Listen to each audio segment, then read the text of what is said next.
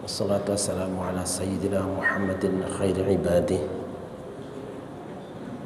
wa ala alihi wa ashabihi wa man tabi'ahu min ba'dih. Rabbi syrah li sadri wa yassir li amri. Para dalam aja. Wahlul 'uqdatam min lisani yafqahu qawli. Subhanaka la ilma lana illa ma 'allamtana innaka antal alimul hakim. Amma ba'du. Al-Mukarramun, para alim ulama, para guru, para sesepuh, segenap pengurus DKM dan jamaah Masjid Al-Mukarrabin.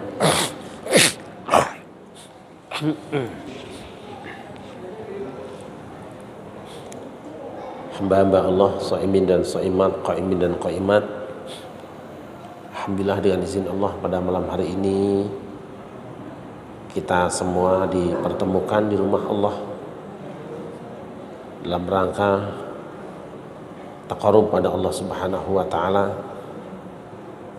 Mudah-mudahan pertemuan kita dicatat dan diterima sebagai ibadah di hadapan Allah Subhanahu wa taala.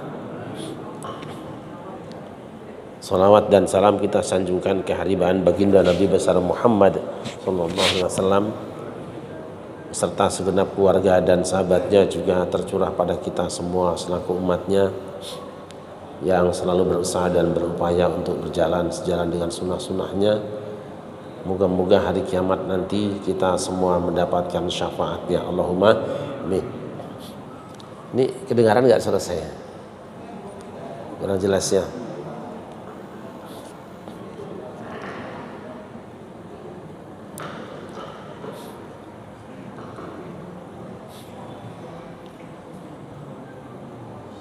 Sekali waktu Rasulullah Sallallahu Alaihi Wasallam ditanya oleh sahabatnya,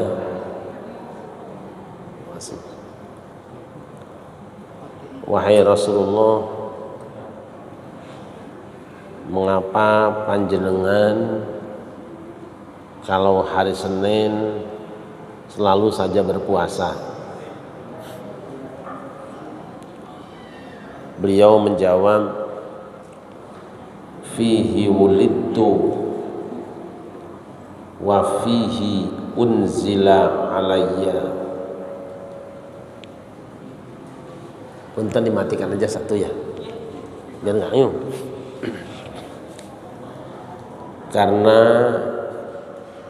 pada hari Senin aku dilahirkan, dan pada hari Senin pula Al-Quran diturunkan. Hadis ini hadis sahih, terdapat riwayatnya di dalam Sahih Muslim. Berpijak kepada dialog tadi, kita dapat memahami bahwa Rasulullah itu rutin mengadakan peringatan hari kelahirannya, bukan setahun sekali, bukan sebulan sekali. Rasulullah mengadakannya setiap pekan satu kali. Asal hari Senin beliau puasa dalam rangka memperingati maulidnya.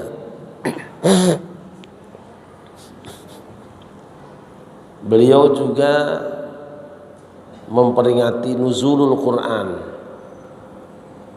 karena ketika ditanya kenapa hari Senin puasa, beliau mengatakan karena hari Senin Al-Quran diturunkan.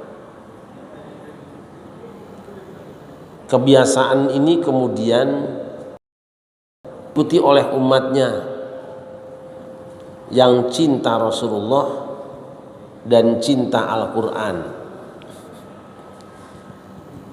Tentu wujud penampilan cinta itu macam-macam. Sebagaimana kalau kita sedang berhubungan cinta dengan seseorang,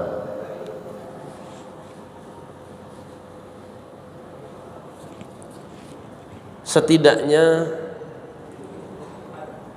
kita telah dapat ketenangan bahwa kebiasaan yang dilakukan di tengah umat Islam Indonesia berupa peringatan Maulid Nabi dan peringatan nuzulul Quran sudah ada cantelannya di dalam hadis sahih.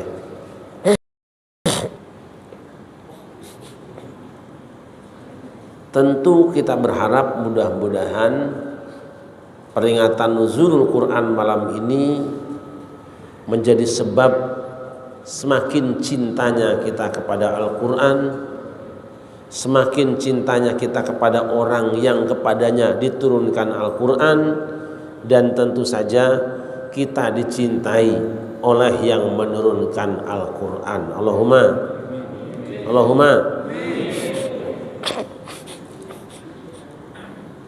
Ini soundnya terlalu bagus, harusnya jangan pakai echo ya, di suara tambleg saja ya, supaya ngajinya santai. Ini ehonya bisa dibunuh nggak waktu itu, supaya ngopinya tambah enak gitu.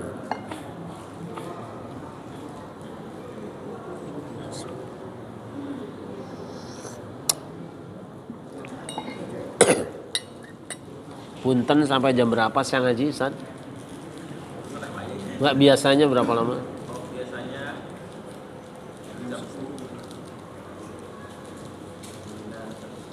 jam 10 ya? Ini sudah jam setengah 10.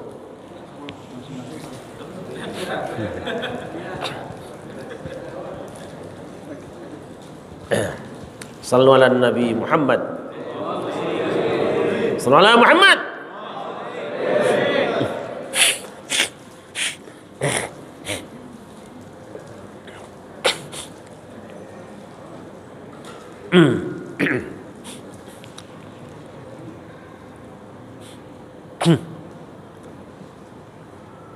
Hamba-hamba Allah yang dimuliakan,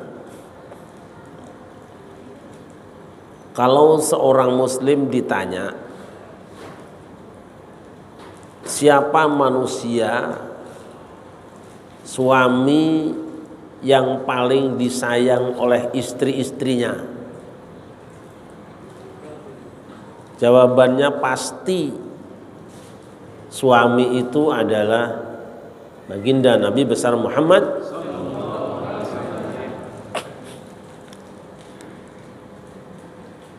Kalau kita ditanya sebagai seorang muslim, siapakah orang tua yang paling berhasil mendidik anak keturunannya?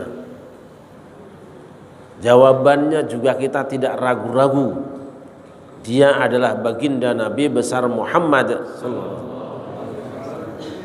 Kalau kita ditanya siapa manusia yang paling tekun ibadahnya, siapa manusia yang paling mustajab doanya, siapa pedagang yang paling jujur dalam berniaganya, siapa panglima angkatan perang yang paling dipatuhi oleh pasukannya dan ditakuti oleh lawannya, dan siapa seorang pemimpin yang paling berhasil membina umatnya, jawabannya sama. Gelar ini disematkan kepada asyraful anbiya wal mursalin. Dia adalah baginda Nabi besar Muhammad.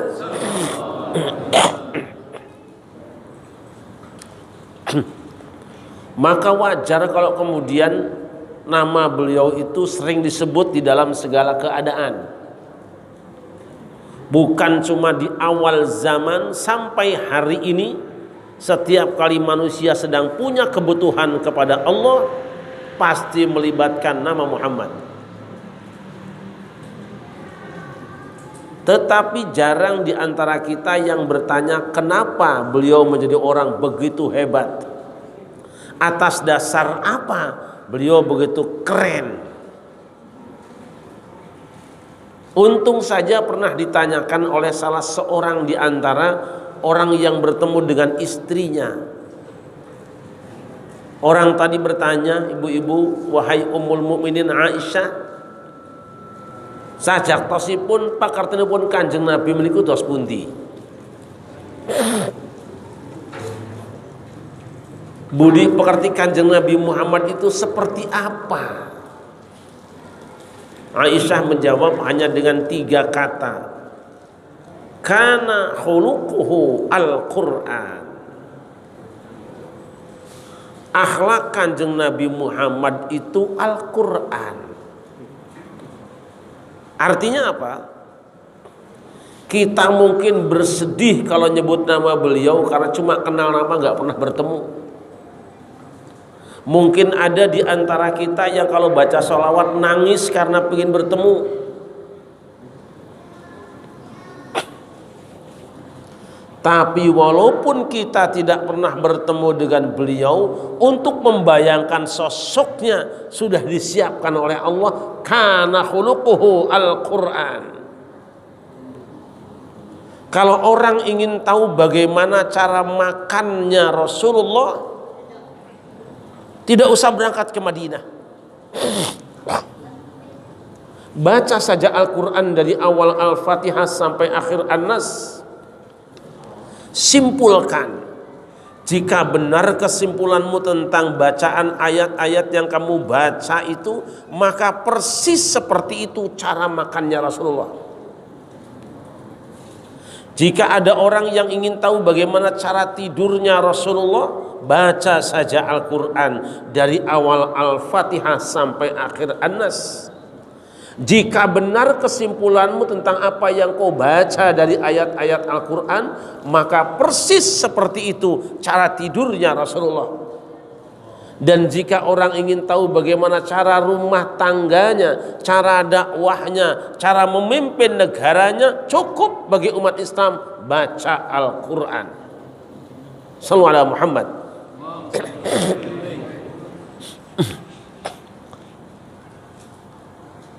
Oleh karena itu maka mempelajari ilmu apa saja mulia di hadapan Allah.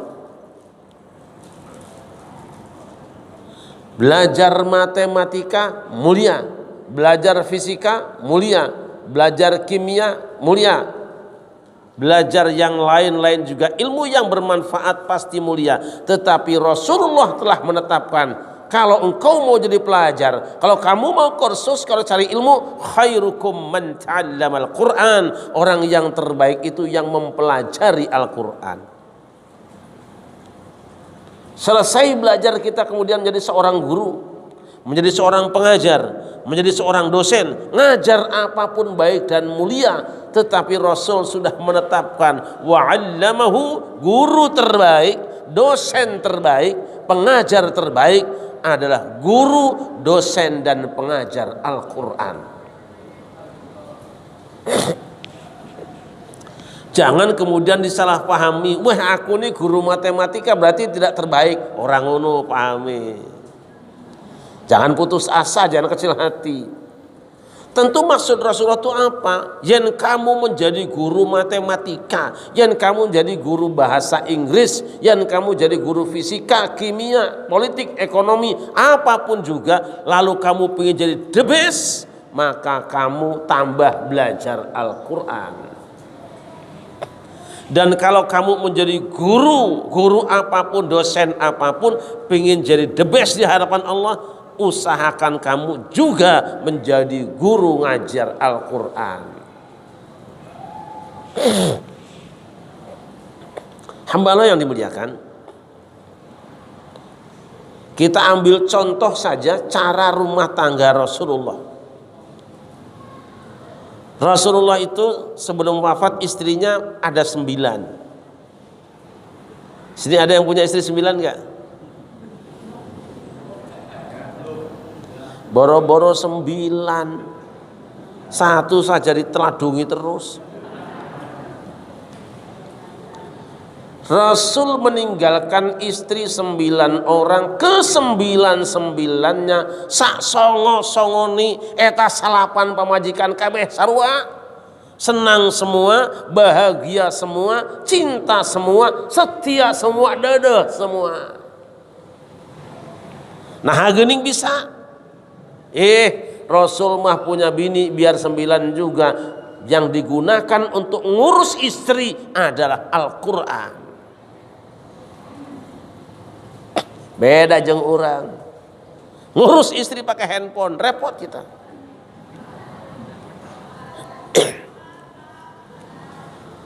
Kita contoh,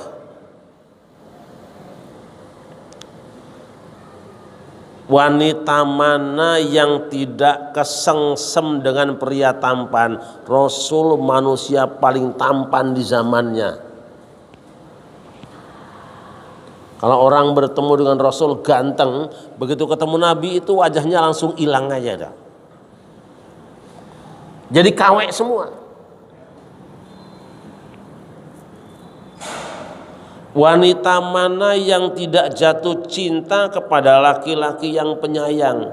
Rasul itu manusia yang paling penyayang, bukan cuma dengan istrinya, dengan semua manusia. Beliau rajanya penyayang.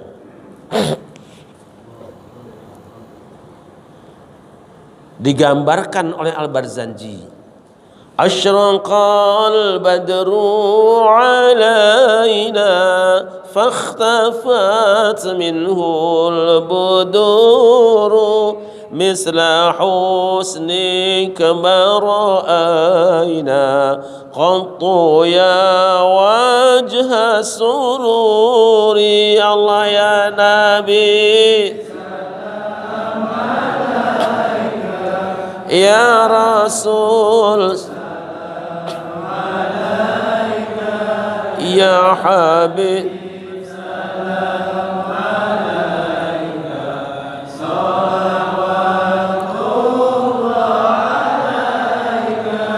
anta syamsun anta badrun anta nurun fawqa nuri anta iksiru wa ghali anta misbahu suduri. Allah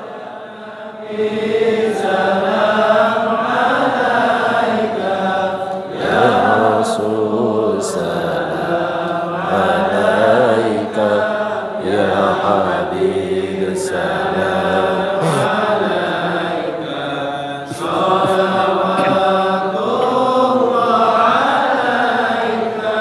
Ya Habibi ya Muhammad ya arusal khafiqaini ya muayyad ya mumajjad ya imam al-qiblataini. Allah ya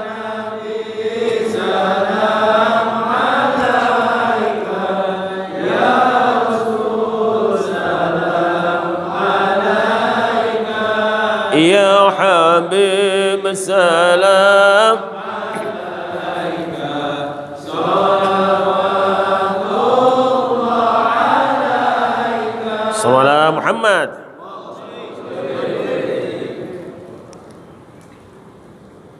Kapan kita tahu bahwa seorang suami itu penyayang ibu-ibu? Saat ibu sudah tua, jelek, marah. Lihat reaksi suami. Kalau lisannya masih meluncurkan kata sayang dan tangannya masih mengulurkan belayan, benar itu suami penyayang. Sebab kalau istri masih muda, cantik, senyum, nggak usah suaminya. Ketua DKM ke demen lihatnya. Bener apa enggak?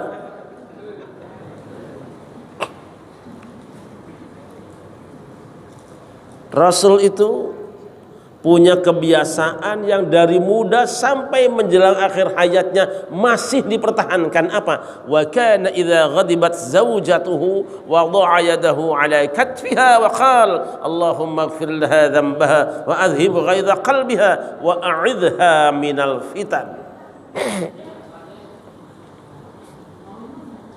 Beliau apabila istrinya marah,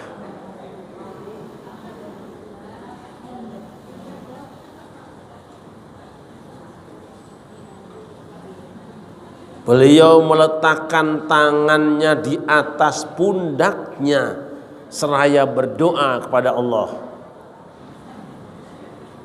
Ya Allah, ampuni istriku ini dosa-dosanya, hilangkanlah luka hatinya, dan selamatkan ia dari berbagai fitnah dunia. Asyraful anbiya wal mursalin, manusia teragung, makhluk Allah yang lebih mulia dari apapun juga, istrinya marah, malah dipeluk, dipegang dan didoakan. Angel tenan tuturane wong kene iki. Dari mana Rasul mendapatkan ini pelajarannya? Karena beliau membaca Al-Quran. Kanjeng Nabi Ayub itu punya istri yang sangat penyayang dan perawat suami. 18 tahun Kanjeng Nabi Ayub itu konon badannya korengan sekujur tubuhnya, tapi sang istri sabar merawatnya dengan penuh senyuman. 18 tahun. Jajal sekarang ibu-ibu, kalau suami ibu tidak usah 18 tahun, 5 tahun saja telinganya congean, kopoen, teler, acah. Di sini apa namanya? Itu loh yang telinganya keluar air putih dan ijo-ijo itu loh. Conge. 5 tahun saja suami ibu conge.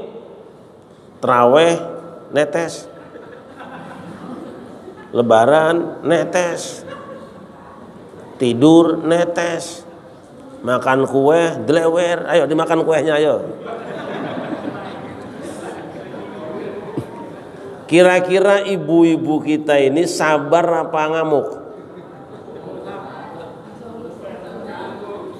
Saya lebih percaya dengan ucapan suaminya sebab dia korbannya. Kira-kira sabar apa minggat? Nah sekarang saya tanya ibu, saya ingin yakin, ibu sabar apa minggat? Sabar. Ya Allah, buktikanlah sepulang dari pengajian ini suami mereka conge semua.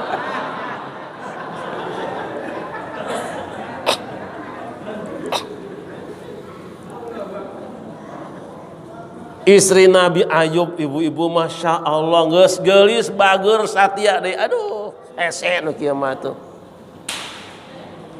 18 tahun merawat beliau sampai satu hari dia mengecewakan Nabi Ayub. Tepira ada barang kesayangan Nabi Ayub dijual untuk beli obat. Nabi Ayub marah, sumpah, sayang, kamu telah menjual barang kesayangan kamasmu iki. Aku bersumpah di hadapan Allah, kamu akan kucambuk sebanyak 100 kali kalau Allah berikan kesembuhan aku dari penyakitku ini. Allah dengar, sembuh. Barang sembuh, kan sumpahnya tadi kalau sembuh cambuk bini. Tetapi begitu sembuh dia tidak cambuk istrinya, melainkan justru memanggil dan memeluknya, seakan dia lupa dengan apa yang diucapkannya. Datang panggilan, Ayub tahan. Ada apa ya Allah? Jangan kau sentuh istrimu sebelum kau laksanakan sumpahmu. Sumpah apa ya Allah? Kamu jangan pura-pura lupa seperti yang di Senayan Ayub. Sumpah pakai kitab suci malah mencuri. Bukankah engkau pernah bersumpah akan cambuk istrimu sebanyak 100 kali jika kau memberikan kesembuhan dari sakitmu? Betul ya Allah. Cambuk. Boten kawula ajrih Gusti. Cambuk. Tewasa abdi gusti. Cambuk tidak. Allah tahu Ayub tidak mengingkari sumpahnya. Allah tahu Ayub tidak ingin bebas dari tuntutan hukumnya, terbukti tidak mencari pengacara. Tapi Allah tahu asihnya kepada sang istri lebih tinggi daripada kekecewaan yang menimpa diri.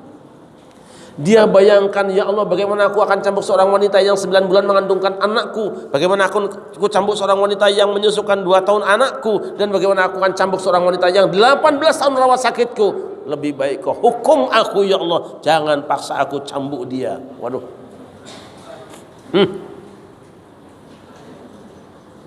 Akhirnya datang SP3. Bakhudh biyadika dhifan fadrib bihi wa la tahnas inna wajadnahu sabiran ni'mal 'abdu innahu awwab.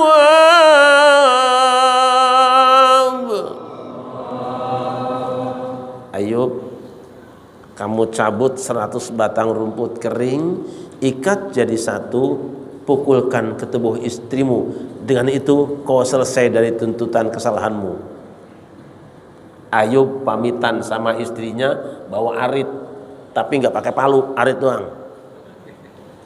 Arit. Pulang ke rumah dicambuk istrinya sekali. Yang jadi catatan kita, kenapa Ayub kok memaafkan istrinya padahal begitu sakit hatinya?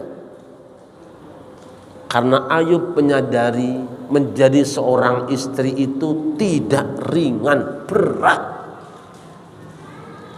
Seberat-beratnya seorang suami, semenderitanya seorang laki-laki, tidak akan sebanding dengan penderitaan seorang istri. Jika ini yang diingat oleh sang suami, pasti senyumnya yang akan dia cari. Bagaimana dengan kita? Istri kita marah, Rasul pakai tangan, kita juga pakai tangan.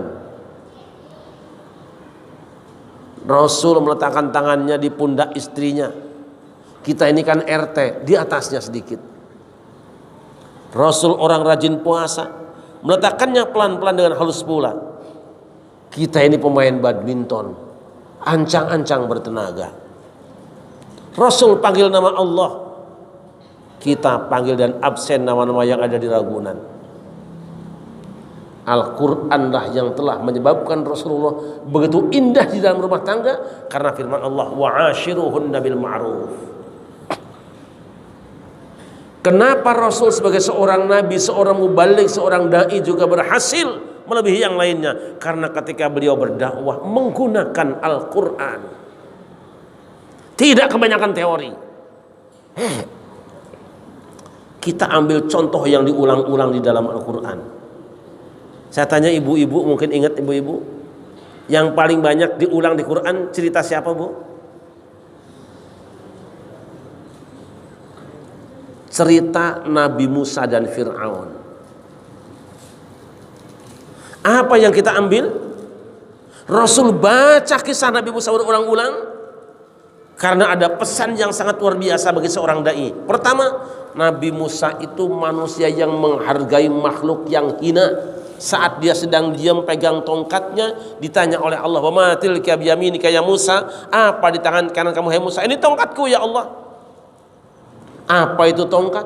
Tongkat itu adalah ranting. Ranting yang mana? Yang sudah tidak ada kulitnya, yang sudah tidak ada getahnya, yang sudah tidak ada bahan yang lainnya, tidak ada daunnya, tidak ada bunga dan buahnya. Itu adalah ranting yang sudah terpisah dari pohonnya, sampah masyarakat. Tapi oleh Nabi Musa dibawa kemana-mana, angon kambing dibawa, jalan dibawa, ngaji dapat wahyu pun dibawa. Jangan menghina preman. Jangan menghina para pendosa.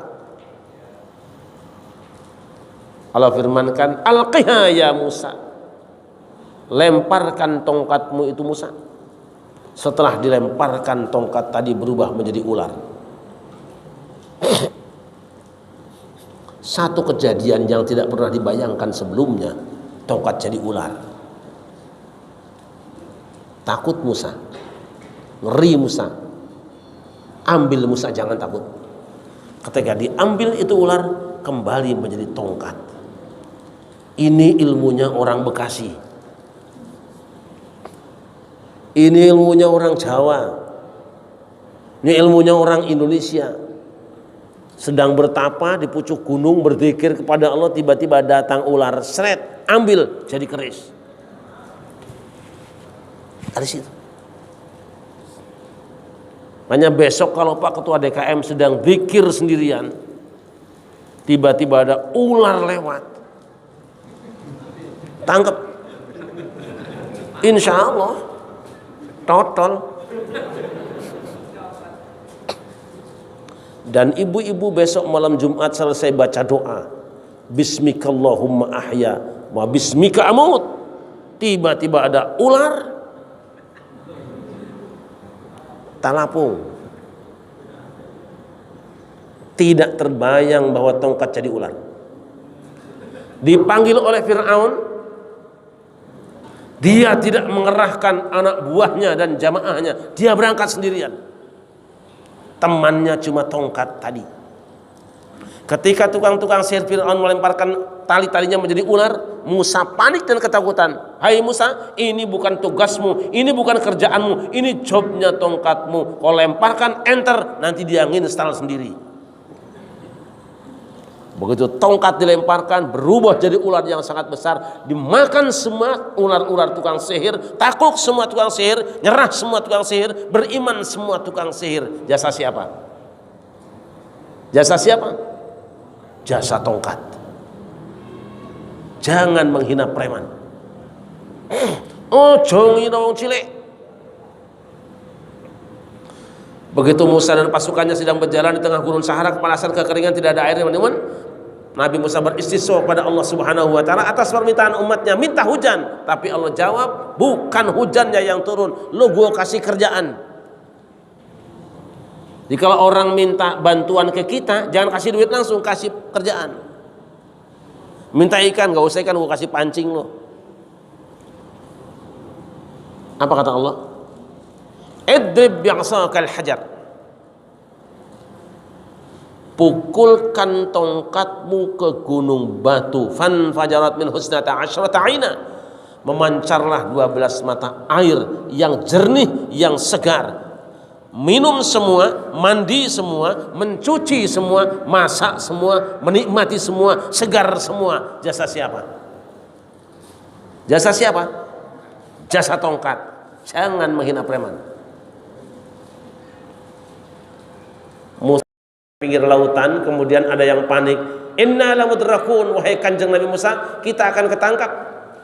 Ada yang selfie dengan pantai jepret, dikirim ke bininya, sayang, ini foto terakhir mungkin kau lihat wajahku, karena belakangku saudara Fir'aun aku, mungkin sebentar aku mati. Ada yang selfie dengan Fir'aun, dikirim ke pacarnya, sayang, lihat di belakangku, si raja setan siap membunuh aku, sampai bertemu kita di surga.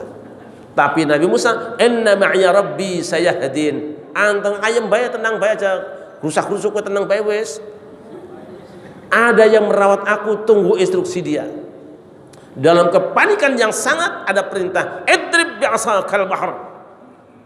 Wahai Musa, pukullah lautan dengan tongkatmu. Fanfalaqana kullu firqin katawdil azim. Lalu terpecah terbelah lautan menjadi seperti dua gunung yang sangat besar. Nyebrang semua, selamat semua, kerem Fir'aun di dalamnya. Merdekalah NKRI, Negara Kesatuan Rakyat Israel. Jasa siapa? Jasa siapa? Jasa tongkat. Jangan menghina preman. Dai tidak akan berhasil kalau mulutmu masih ada penghinaan pada orang lain. Kau sekarang dieluk-elukan orang, dihebatkan oleh orang, disambut dengan kemuliaan oleh orang, lalu kau hina seseorang, bisa jadi kau dibalik akan menjadi dia, dan dia seperti kamu sekarang. Ora gampang ngono iki. Ini dakwah. Makanya Kanjeng Sunan Kalijogo tidak pernah menghina orang. Wayang melok nonton dadi dalang. Karena apa? Wayang itu kan cuma gelas. Ada pesan di dalamnya. Ambil gelasnya, ganti pesannya. Bayangkan dulu yang namanya dewa itu sudah, waduh, berkuasa luar biasa. Dia punya hak prerogatif sendiri. Dewa itu manusia yang wayang, yang mutlak kekuasaannya. Tapi begitu datang Kanjeng Sunan Kalijogo, ada wayang golek, ada wayang kulit, itu namanya dewa diludahin sama si cepot. Coba. Ada orang yang gagah selama ini, pamer saja kekayaannya, kehebatannya, tapi sama si cepot diludahin. Bahkan dewa-dewa yang keren-keren berantemnya kalah dengan anak lurah Semar Badranaya. Ini dakwah. Orang seneng wayang lungo cenah kene. Sallallahu alaihi Muhammad. Bagaimana Kanjeng Nabi Muhammad juga sukses memimpin umatnya, memimpin sebuah negara yang sangat besar. Bahkan beliau diakui sebagai pemimpin terbesar di dunia saat ini karena Kanjeng Nabi Muhammad ketika memimpin umat manusia yang dipakai mimpinnya adalah Al-Quran.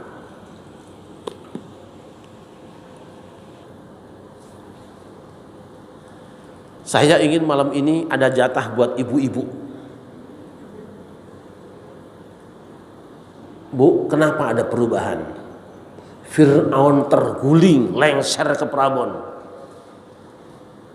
Karena Fir'aun dibunuh oleh Musa dan pasukannya, syariatnya ditenggelamkan ke dalam lautan oleh Allah ketika berperang dengan Musa dan pasukannya. Kenapa Musa bisa memperoleh kemenangan? Karena Musa ada di dalam istana. Kenapa ada di dalam istana? Karena diambil oleh istrinya Fir'aun, diambil oleh Satpol PP. Laki lahir potong, lanang lahir sembelih. Tapi ada satu yang tidak disembelih, Musa. Kenapa Musa bisa diketemukan oleh Satpol PP di sungai? Karena dihanyutkan oleh ibunya. Begitu diambil oleh Satpol PP, nangis di istana, mau disembelih, kedengaran istrinya Fir'aun. Kita tahu Fir'aun itu walaupun jenderal besar, tapi sama bininya makalah. Hebat mimpin negara, hebat mimpin pasukan, tapi sama bininya boten mamah, boten bodala.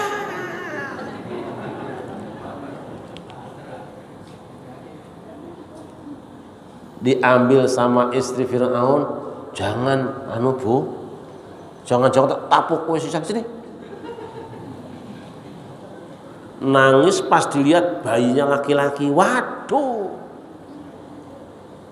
Lama-lama orok nangis, kedengeran nama lakinya. Itu dapat bayi dari mana, Bu? Bisa aja kakak ngomong, nemu gitu maulah. Laka. Gak ada aktenya, pokoknya bodong ya, bayi bodong wis. Pas dilihat Fir'aun laki-laki, woi pasukan, sembelih. Aja wani-wani kalau nyong. Asa ayyan fa'ana aw natakhidahu walada. Kang, bisa jadi anak ini akan bermanfaat untuk kita dan kita angkat jadi anak. Aku yang bikin perdanya, Bu. Masa aku ngelanggar dewek sih? Orang lain anak laki disembelih, giliran kamu yang ngomong kok. Ini kan KKN, Bu. Aja KKN ngomong. Mati anak ini, mati juga aku. Waduh, aja kayak lah wis. Daripada kau sembelih anak ini, biar aku pergi dengan dia. Silakan kau tinggal di sini. Jangan. Udah kalau gitu begini aja. Diam-diaman ya, diam-diaman. Pokoknya beli susunya susu yang biasa, susu kaleng apa susu Indomilk apa bendera apa susu dancuk, susu aja. Dan kau maksudnya. Subhanallah, ibu-ibu. Namanya bayi nangis pengen nyusu, tapi semua susu nggak ada yang doyan. Akhirnya dicarikan tukang susu, nggak ada yang doyan. Allah tahu dan Allah yang punya caranya. Di situ ada ibu-ibu orangnya sehat, mungkin mau dia ini kan bayinya lain ini. Anak presiden sih. Ayo ambil. Dipanggil ibunya. Nyetrum, tapi ibunya stabil.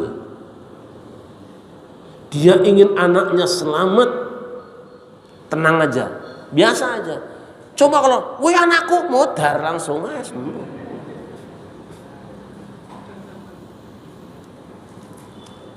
Pertanyaan kita, kenapa ibunya Nabi Musa kok tega-teganya menghanyutkan anaknya? Padahal umumnya ibu-ibu kita daripada anaknya yang mati lebih baik tetangganya.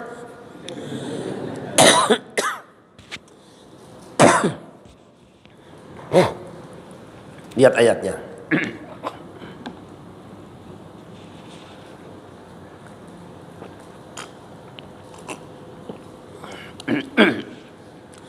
Wa auhayna ila ummi Musa an ardi'i fa idza khifti fa al-khifl yamla tahfil zani inna radduhu ilaik wa ja'iluhu minal mursalin.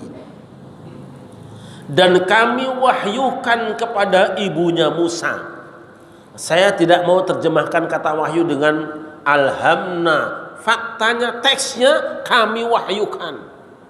Tidak apa-apa dalam ulumul Quran maksudnya ilham karena bukan nabi, tapi teksnya kami wahyukan pada ibu Musa. Artinya apa? Bisanya Fir'aun rubuh karena dikalahkan, direformasi oleh Musa. Bisanya Musa ada di istana karena diambil oleh Satpol PP-nya. Bisanya diambil karena ada di sungai. Bisanya di sungai dihanyutkan oleh ibunya. Kok teganya sang ibu hanyutkan anaknya? Wa auhayna ila ummi Musa, karena ibu Musa yakin dengan wahyu Allah. Kalau ibu ingin punya jadi apapun, mau jadi orang soleh, jadi orang pinter, kuncinya satu, pastikan hidup ibu bergantung pada wahyu Allah, insya Allah jadi. Wah, jadi sederhana banget ini. Didik anak dengan Al-Quran, taruh dimanapun, lihat petunjuk Al-Quran. Wis, itu perubahan negara.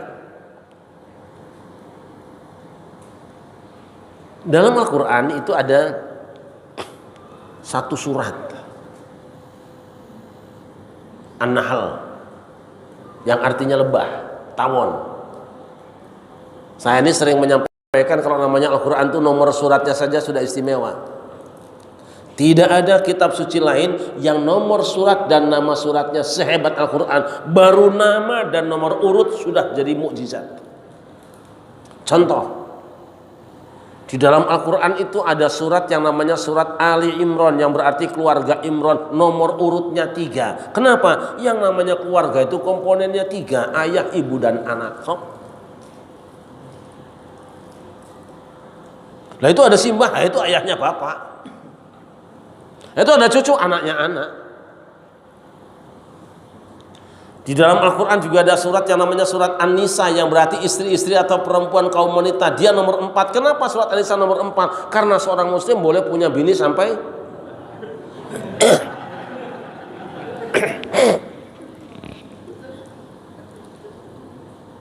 dan biasanya wanita, kata Nabi, tungkahul mar'ah li arba'. Wanita dikawini biasanya karena 4 faktor. Wih, Quran luar biasa. Di dalam Al-Quran juga ada surat yang namanya surat Al-Ma'idah, yang berarti panganan, hidangan, makanan. Dia menempati urutnya yang kelima. Kenapa makanan surat yang kelima? Karena yang namanya makanan 4 sehat, 5.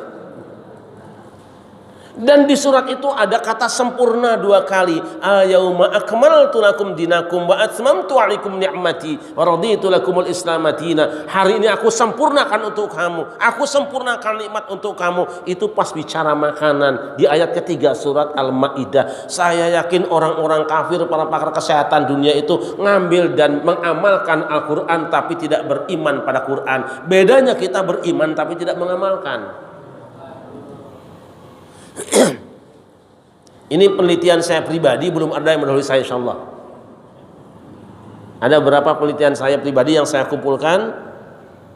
Sebahagiannya nanti kajian politik, kajian tasawuf, akhlak segala macam, dan sudah ada sekitar 20 jilid. Malam ini saya bawa 1 jilid, tapi ini khusus ya, terpisah. Nanti aja, jangan berebut. Di dalam Al-Quran itu ada surat yang namanya surat Yusuf. Surat Yusuf itu bercerita tentang Nabi Yusuf, berada di nomor yang ke-12. Kenapa surat Yusuf ke-12? Karena bapaknya Nabi Yusuf yaitu Nabi Yakub alias Israel punya anak 12 lanang kabeh.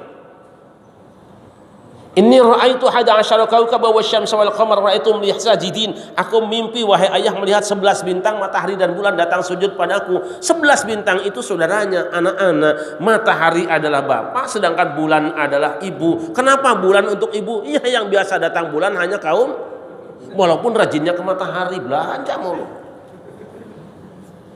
Maka nanti jadi takwil mimpi. Apabila kau menyaksikan ada gerhana matahari dalam mimpi, itu pertanda besok ayahmu meninggal dunia. Tapi kalau mimpi ada gerhana bulan, berarti ibumu yang meninggal dunia. Dan kalau ada bintang jatuh, catat saudaramu meninggal dunia. Dan kalau kamu kejatuhan bintang, kamu mau mati, itu namanya.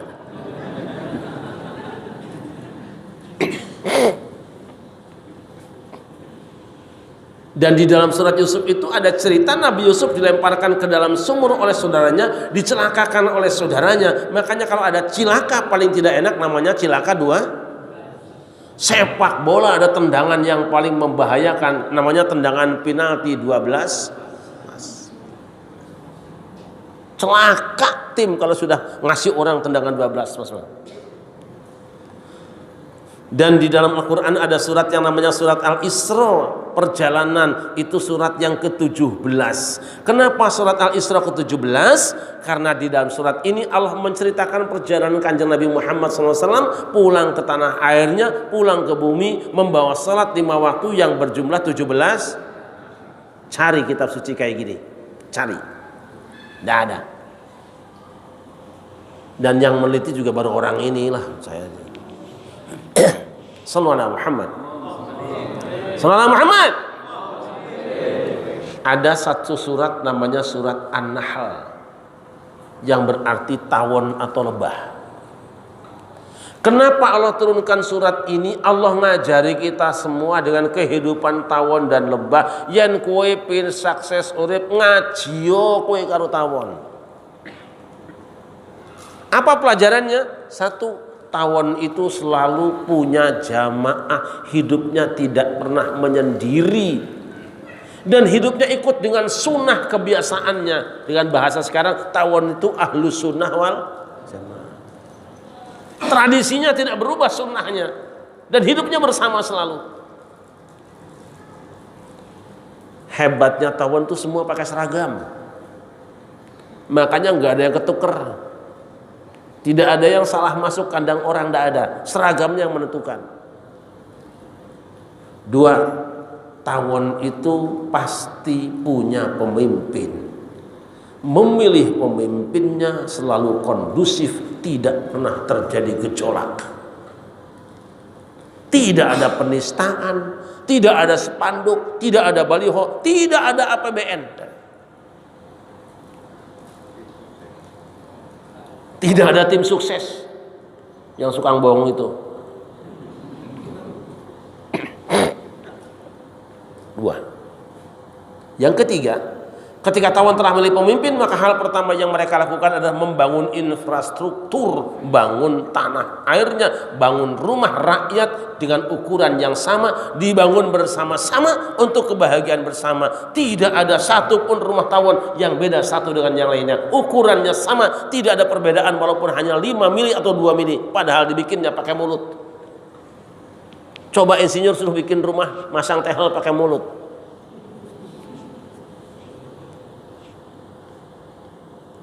Empat, rakyat tawon setiap hari bangun pagi, pergi meninggalkan rumahnya dengan aneka profesi. Ada yang jadi gojek, jadi gosen, tukang pijet, semua macam. Yang pasti tidak ada tawon yang tidur kesiangan sampai ngeringkel jam 8 pagi, tidak ada. Uniknya mereka pergi membawa pesan konstitusi. Kalau perintah konstitusi mencari madu yang manis, semua tawon hanya mencari yang manis. Walaupun dijejel ke yang asam dia tidak mau. Kalau perintahan cari yang pahit, semua tawon cari yang pahit. Perintahan peher, cari yang peher. Tidak pernah ada tawon yang melakukan pengoplosan madu, tidak ada. Hebatnya lagi saudara-saudara, hasil usaha tawon semuanya dilaporkan kepada presidennya, dipertanggungjawabkan kepada ketua DKM-nya. Dapat berapapun donatur, dari manapun donatur, lapor dicatat oleh ketua DKM-nya. Tidak ada tawon yang coba-coba nyimpen hasil kerjanya di rekening Singapura maupun Swiss. Tidak perlu ada teks amnesti pengampunan pajak. Jujur semua. Apa yang keluar dari perutnya? Syarab. Yakhruju min butuniha syarab. Dari perutnya keluar minuman yang dibutuhkan oleh umat manusia. Sering saya katakan, artis butuh dengan yang keluar dari perut tawon, tapi tawon tidak pernah mencari-cari yang keluar dari perut artis. Kiai yang alim butuh dengan yang keluar dari perut tawon, tapi tidak pernah ada tawon yang ngintip-ngintip yang keluar dari perut kiai. Tidak ada.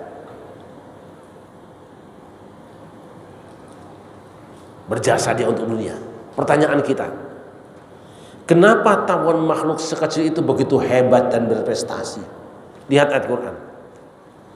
Wa auha rabbuka ilan nahli anittakhidhi minal jibali buyutan wa minasyajari wa mimma ya'rishun. Dan kami Tuhanmu mewahyukan kepada tawon. Jadi semua yang dilakukan oleh tawon itu, mulai urusan pribadi dan keluarga, dengan tetangga, kolega dan semua warga, semuanya berdasarkan wahyu Allah. Berjamaah berdasarkan wahyu Allah. Milih pemimpin aman karena ikut petunjuk wahyu Allah. Membangun negara dan adil karena ikut wahyu Allah. Jujur di dalam berkarya juga karena ikut wahyu Allah. Sampai berjasa untuk dunia karena semua yang mereka lakukan berdasarkan wahyu Allah. Seakan Allah berkata kepada orang al-muqarrabin, kamu yang al-muqarrabin pengen makmur, yang rumah tanggamu tidak hancur, yang negerimu ingin sejahtera, atil makmur gemah ripah loh jinawi ayam tentrem kartora harjo. Satu caranya, jadikan wahyuku sebagai landasan kau bicara dan berbuat. Tanpa itu tidak bisa. Sallu ala Nabi Muhammad. Yuk bareng-bareng. Allahumma arhamna bil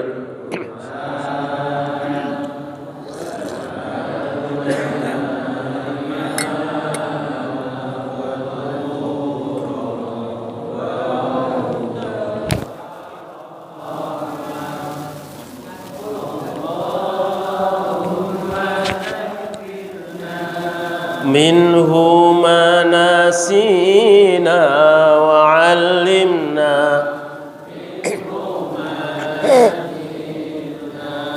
warzuqna tilawatahu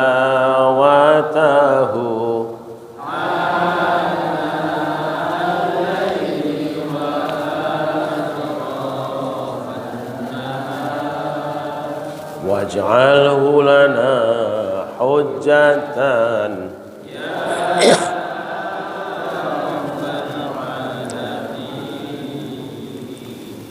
Tapi gening sama-sama baca Quran pada beda pendapatnya, macam-macam penampilannya, biasa. Kan madu juga ada yang manis, ada yang pahit, ada yang asam. Tergantung dari bunga mana yang di-downloadnya sama dia. Allah sudah upload semua. Yang manisnya, yang pahitnya, yang asam, sok. Kalau yang disedotnya itu adalah bunga mawar, bunga kapas, yo manis. Tapi kalau yang diambilnya itu bunga karet, yo pahit.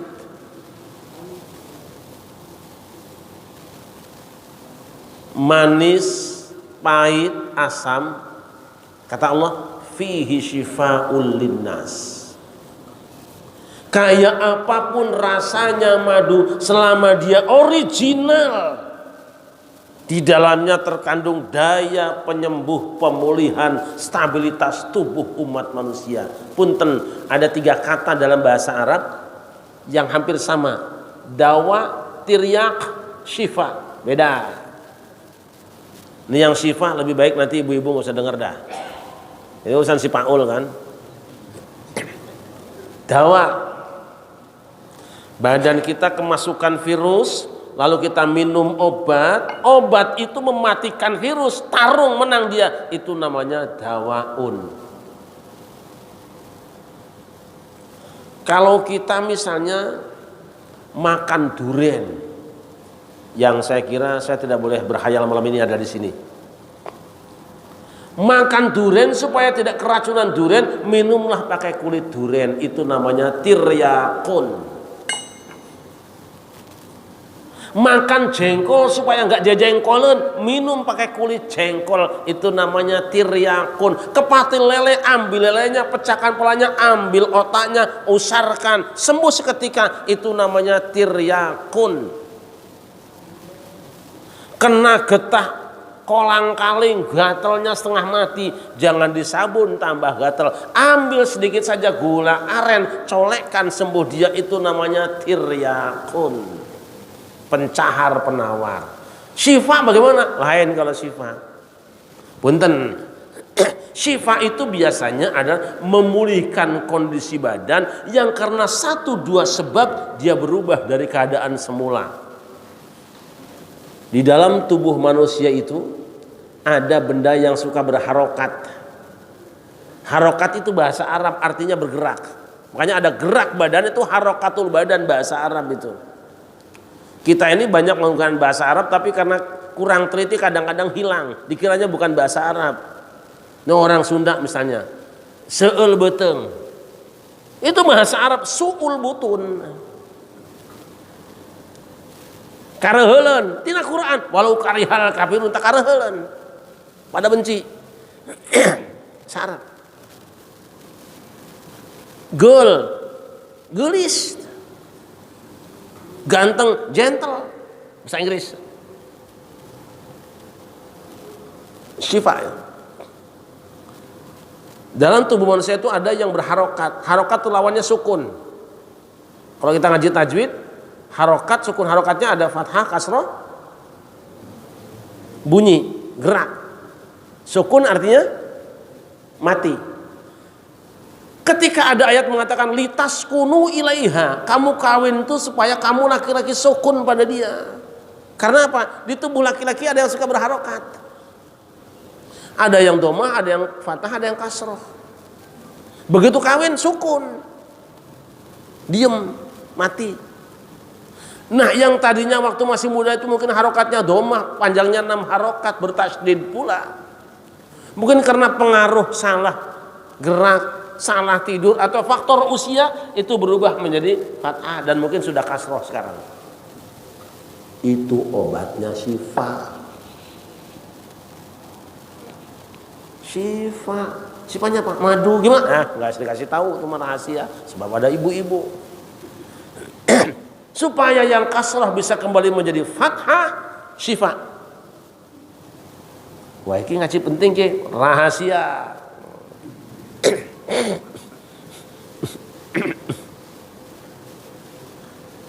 Yang sudah kacau badan dipulihkan kembali dengan madu.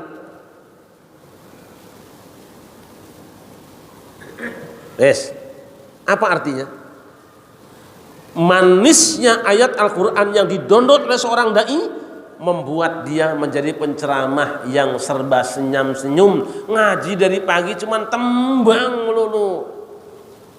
Mulai pengajian, siapa ingin ke surga, pintu selalu terbuka, tak mudah dimiliki, hanya tuh orang suci, carilah pintu surga dengan amal sendiri. Datang lagi ustazah, ganti lagu lagi. Bila Israel datang memanggil, kena tambah madu manis. Biarin. Ada juga yang mendownloadnya itu bunganya yang pahit. Woi, ngaji itu dari awal wis belum apa udah takbiran mulu walaupun belum lebaran. Ya enggak apa-apa. Madu pahit, jihad, perang, pateni, biasa itu. Madu pahit. Ada juga madu yang asem. Asal ketemu pejabat asem mulu mukanya tuh, nyindir mulu. Ngeritik, karena kritiknya pedes juga. Enggak apa-apa. Semua itu yang manis, yang pahit, yang asem, syifaul linnas, dalam rangka menyembuhkan penyakit masyarakat. Jangan dipertentangkan, nggak boleh. Oh dia mau, jangan. Oh dia ada madunya. Memang yang dia konsumsi madu bunga yang pahit, kayak kue. Saya mencoba menjadi pedagang madu. Yang harus diwaspadai apa? 2. 1, madu oplosan. Sebab apa? Yang rawan oplosan itu madu ternak. Boleh dicek. Kalau madu hutan ya mondok pesantren ya biasa, insya Allah nggak akan ada oplosan. Yang paling rawan itu adalah madu yang diternak. Karena apa? Jumlah bunga yang akan diambil madunya tidak cukup dengan jumlah tawonnya. Terpaksa disemprotin lah air gula, air tape dan lain sebagainya. Itu madu oplosan. Sekarang banyak orang yang pengen cepat ngejual dirinya tapi nggak pernah ngaji, akhirnya ngajinya oplosan. Belum jadi madu oplosan. Lah baca Quran belum bener kok ngajarin Quran. Bahwa jada kadolan fahada, aduh. Ada yang begitu ya? Ulaika yad'una ilan nari wallahu yad'u ilal jannati wal maghfirati bi'idni wallahu yad'u, dibaca wallahu yad'una, berarti Allah banyak. Bahaya. Sing ngono iku ya mulang ngaji. La ilaha illallah, oplosan. Maka beruntunglah kita ngaji bertemu dengan orang-orang yang memang tukang ngaji. Maklum namanya zaman instan, sudah pengen cepat dijual tapi belum keluar juga kembangnya, ya sudah disemprot aja. Ditambah dengan iklan-iklannya kenceng, begitu dikonsumsi pengajiannya pada keracunan jamaahnya.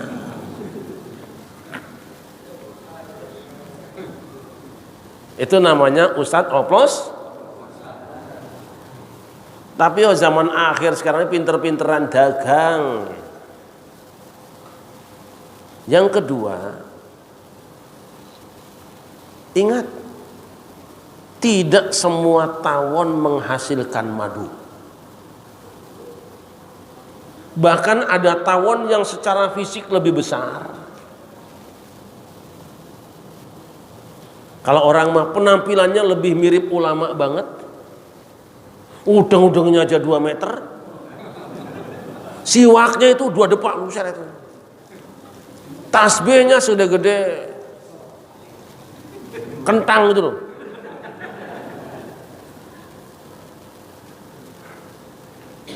Penampilannya lebih ulama, lebih tawon dari tawon yang lain. Tapi dia tidak menghasilkan madu.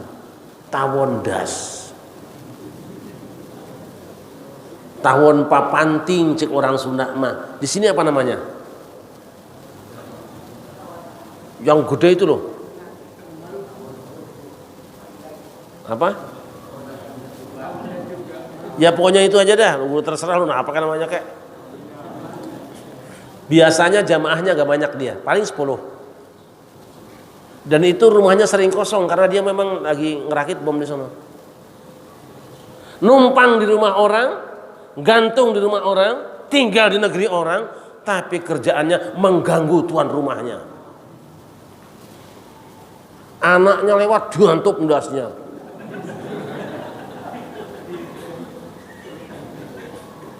Bikin pusing penduduk.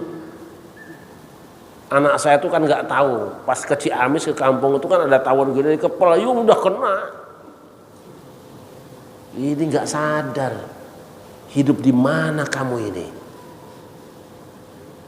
Memang pernah ada tawon das yang hidup di papringan. Apa papringan itu? Pohon bambu. Berapa orang diantep, diserang dia. Orang kampung nggak mau ajar, bakar aja sekali, bakar itu dia. Makanya kalau kampung ada tawon das, jangan lewatin sebelum tawon dasnya dibakar. Kira-kira di Bekasi ada aliran tawon dasnya?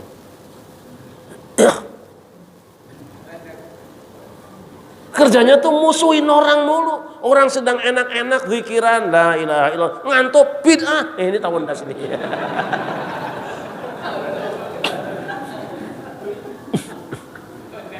Ada yang begitu? Biasanya kalau tawon das hanya dua pilihan, dikeprak, dikepruk atau dibakar. Memang yang paling praktis ya dibakar. Memang ada larangan kita bakar hewan, tapi daripada korbannya banyak, jangan biarkan tawon das mengantuk anakmu. Kau lakukan apapun demi keselamatan wargamu, boleh kau lakukan. Jangan ragu-ragu oleh tawon das. Sallallahu Muhammad. Kira-kira di Bekasi ada tawon das ya?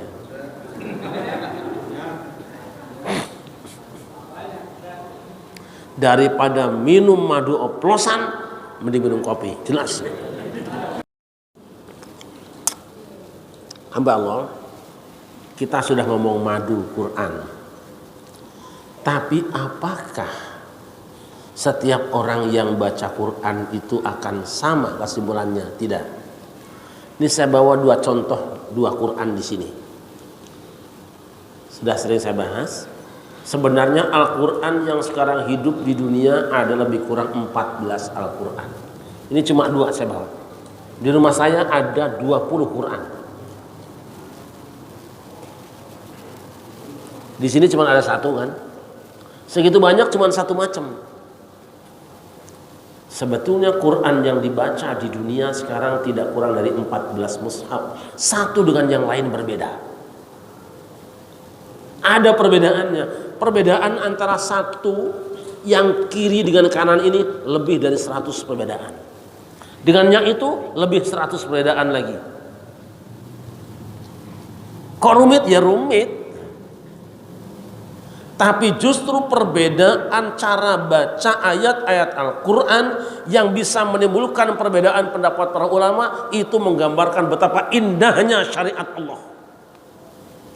Tapi orang yang tidak memahaminya akan mempertentangkan perbedaan. Maka salah satu ciri orang itu alim ilmunya, banyak pengetahuannya, toleran dalam menyikapi perbedaan. Sallallahu alaihi Muhammad. Ini Quran riwayat Syu'bah dari Imam Asim. Di kita juga Imam Hafiz dari Asim. Jadi satu guru satu ilmu dengan Quran kita. Tapi Quran ini dengan Quran kita banyak bedanya walaupun satu guru. Kalau ini qiraatnya Imam Hamzah. Imam Hamzah juga punya murid dua, Khalaf dan Khalad. Ini khalafnya. Antara Khalaf dan Khalad berbeda.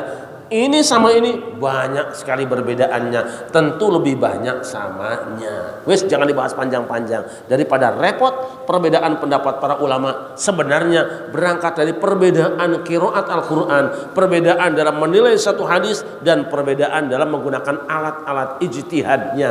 Di sini kita bahas. Ini insya Allah buku pemersatu umat Islam.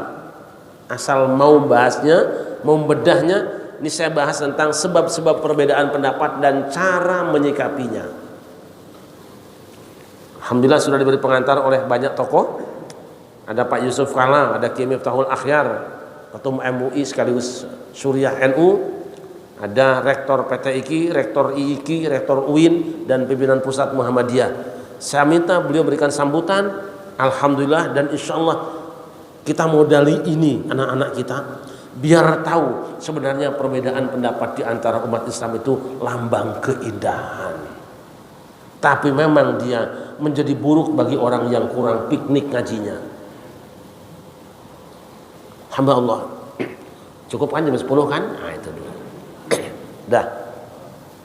Quran bukan buku ekonomi. Tapi konsep ekonomi Al-Quran telah membuat terbelalak pakar-pakar ekonomi. Al-Quran bukan buku hukum, tetapi hukum yang diluncurkan Al-Quran adalah seadil-adilnya hukum.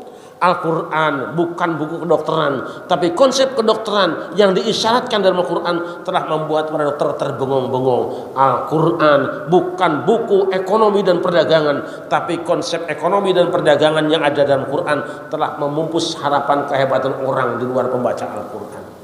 Al-Quran bukan buku sejarah, tapi sejumlah sejarah dikoreksi dan diluruskan oleh Al-Quran. Beruntunglah orang yang membaca Al-Quran, karena dia apapun disiplin ilmunya akan disempurnakan oleh Allah Subhanahu wa ta'ala. Bulan ini adalah Syahrul Quran, bulannya Al-Quran. Rasulullah pasti menghatamkan Quran setiap bulan Ramadan. Sahabatnya pasti menghatamkan Quran setiap bulan Ramadan. Kalau Rasul jangan dihitung dah, cuma di akhir hayatnya satu Ramadan beliau khatamkan bisa 2 kali. Dan kita tentu ingin nanti di akhirat nanti kita disambut dan diberikan mahkota kemuliaan di kepala kita oleh anak-anak kita. Siapa mereka? Jadikan anakmu para penghafal Al-Quran. Kalau mereka hafal Quran, nanti orang tuanya akan disambut, dipanggil dan dimuliakan oleh anaknya, digunakan mahkota tajul Quran, ya, mahkota Al-Quran dimasukkan ke dalam surga. Semoga Allah Subhanahu wa ta'ala memudahkan kita semua untuk mempelajari Al-Quran dan menumbuhkan rasa cinta pada hati kita semua kepada Al-Quran, dan anak-anak kita semuanya menjadi anak-anak Al-Quran. Orang boleh bangga dengan jadi keluarga Cendana, boleh bangga dengan keluarga Cikeas, dengan keluarga Ciganjur, keluarga yang lainnya. Tidak buat kita. Ahlul Quran, ahlullah wa khassatuhu, ahli Al-Quran, keluarganya Allah dan orang-orang pilihannya. Kita tidak perlu bangga dengan siapapun. Demikian saya kira. Mohon maaf jika ada hal yang kurang berkenan. Intinya adalah, untuk apa kita hebat di dunia ini kalau pada akhirnya tidak masuk surga? Tapi untuk apa kita menyesali kekurangan diri? Toh nanti juga kita akan bahagia di surga. Semoga Allah Subhanahu wa ta'ala mempersatukan kita dalam kebaikan dan kebajikan, dan mempersatukan kita hingga di akhir zaman masuk dalam surga ridho Allah Subhanahu wa ta'ala. Hasbunallahu wa ni'mal wakil, wallahul muwaffiq ila aqwamit thariq. Wassalamualaikum warahmatullahi wabarakatuh.